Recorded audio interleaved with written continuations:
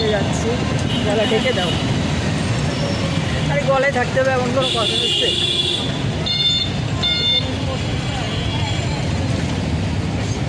High,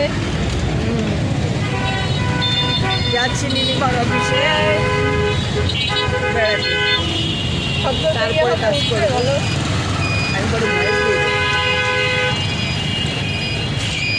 প্রিয়জনের সান্নিধ্য সবসময় আনন্দের হয় এবং নিজেকে সতেজ করে অনেকটা।